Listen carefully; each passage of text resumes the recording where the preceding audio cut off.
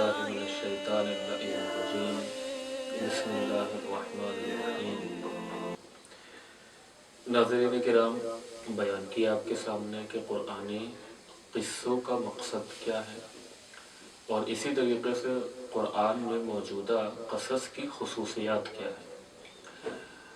क़ुरआनी क़सस में जो नुकात हैं वो आपके सामने बतौर कुल्ली ज़िक्र करना चाहता हूँ कि क़ुरआन में जो क़सस ज़िक्र किए हैं, क़ुरआन में जो क़िस्से बयान किए गए हैं, तो उन क़िस्सों में कुछ नुकात का मुतालिबा अल्लाह ने हमसे किया है।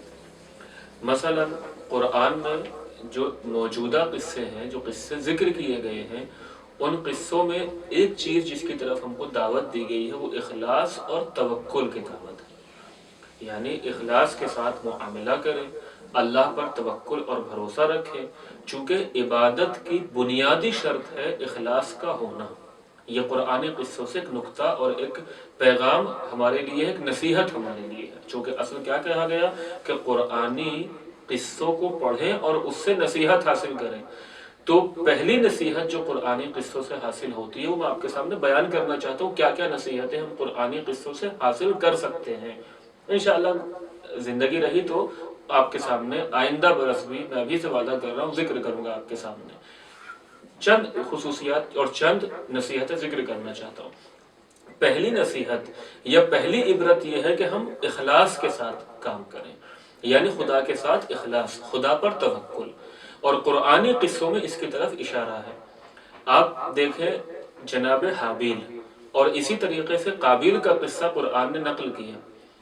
दोनों नबी के बेटे हैं, सबसे पहले नबी जनाब आदम के बेटे हैं।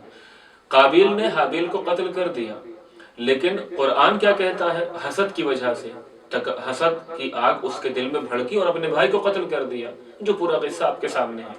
क़ुरआन कहता है कि वतलु अलैहिम नबअ इब्नै आदम, कि ए मेरे हबीब इनके सामने आदम के दोनों बेटों का किस्सा सुनाइए, पढ़िए, इनको बताइए वो उस खबर के बारे में। बिलहक़ इज़ क़र्रबा क़ुरबानन, कि जब दोनों ने तक़र्रुब इलाही हासिल करना चाहा, दोनों का मकसद क्या था, अल्लाह तक पहुँचना। फ़तुक़ुब्बिल मिन अहदिहिमा वलम युतक़ब्बल मिनल आख़र, दोनों आदम के बेटे हैं, दोनों नबी के बेटे हैं, लेकिन एक के अमल को अल्लाह ने कबूल कर लिया, यानी जनाब हाबील के, और दूसरे के अमल को अल्लाह ने कबूल नहीं किया। क्या इस किस्से में मकसद है?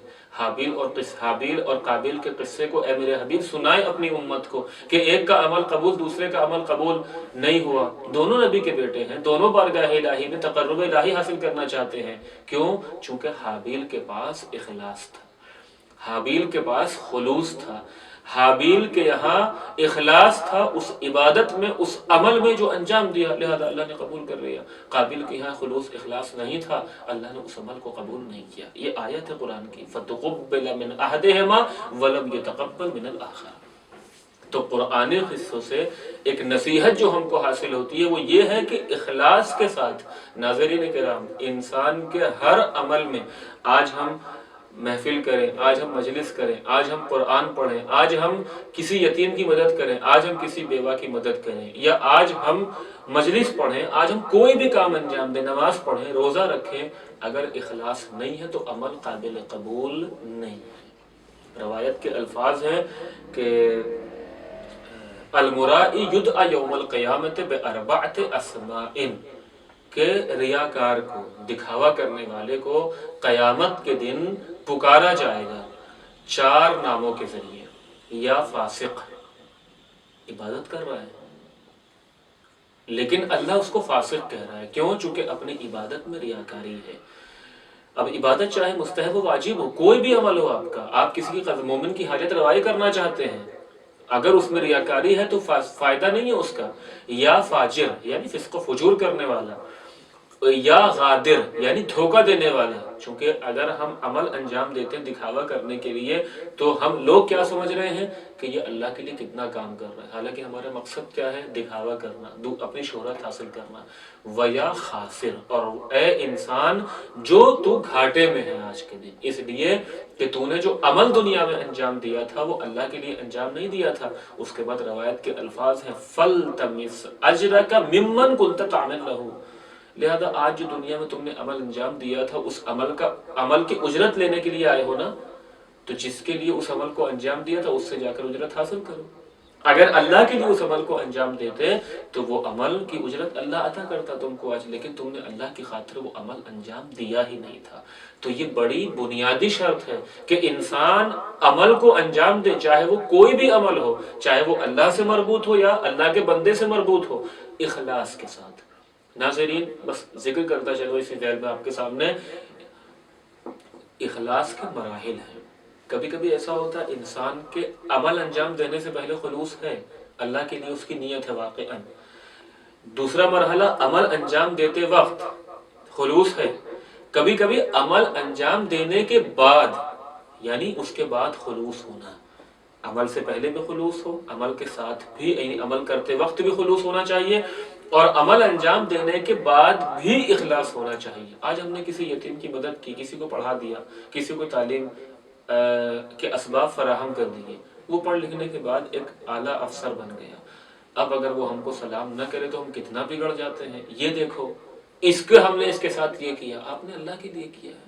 اگر وہ آپ کے ساتھ اب وہ نیک کردار ادا نہیں کر رہا ہے، حل جزاء الاحسان الا الاحسان کو وہ بھول گئے، ٹھیک اس کا فریضہ بھی بیان کیا ہے معصومین نے، لیکن جو آپ کا فریضہ آپ نے اللہ کے لیے انجام دیا تھا، آپ نے اس کی ہدایت کا ذریعہ بنے، فی سبیل اللہ۔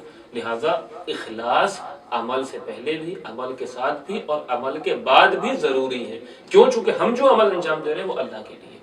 تو قرآنی قصص میں سب سے پہلا نقطہ جو حاصل ہوتا ہے وہ یہ کہ ہمارے عمل میں اخلاص ہونا چاہیے، وَإِلَّا عمل کا کوئی فائدہ نہیں ہے۔ آدم کے بیٹے ہیں جناب آدم کے، حابیل بھی اور قابیل بھی، لیکن قرآن کہتا ہے ایک کا عمل قبول، کیوں؟ چونکہ اخلاص ہے، دوسرے بیٹے کا عمل قبول نہیں، چونکہ اس کے اخلاص نہیں پایا جاتا ہے۔ یا اسی طریقے سے جناب موسیٰ کے بارے میں مثلا یہ قصہ موجود ہے، وَاذْكُرْ فِي الْكِتَابِ مُوسَىٰ إِنَّهُ كَانَ مُخْلَصًا، کہ موسیٰ کا قصہ سنائیے ان کو، اے میرے حبیب موسیٰ کا قصہ کتاب میں ذکر کیجئے کہ موسیٰ مخلص تھے۔ یا اسی طریقے سے یعنی اخلاص تھا تو فرعون جو ظاہری اعتبار سے کتنی طاقت کا مالک تھا، اللہ نے جناب موسیٰ کو فرعون کے مقابلے پہ فتح عطا کی، کیوں؟ چونکہ جناب موسیٰ نے جو قدم بڑھایا تھا وہ اللہ کے لیے، اللہ کی راہ میں نکلے تھے۔ یا اسی طریقے سے جناب آسیہ یا کا اخلاص کہ کس طریقے سے ان کو کامیابی عطا کی، یہ قرآنی قصے سے ہم کو نصیحت حاصل ہوتی ہے۔ یا اسی طریقے سے امرأت عمران یعنی جناب اذ قالت امرأت عمران ربی انی نذرت لک ما فی بطنی محررا، کہ میں جو بچہ میرے شکم میں ہے اس کو میں نے تیرے راہ میں دینے کے لیے منت مان لی ہے، نذر کر لی ہے۔ اخلاص عمل۔ تو ناظرین کرام قرآنی قصوں سے جو ہم کو ایک نصیحت حاصل ہوتی ہے وہ نصیحت کیا ہے کہ ہم اپنے ہر عمل میں اخلاص حاصل کریں، خلوص کے ساتھ اس عمل کو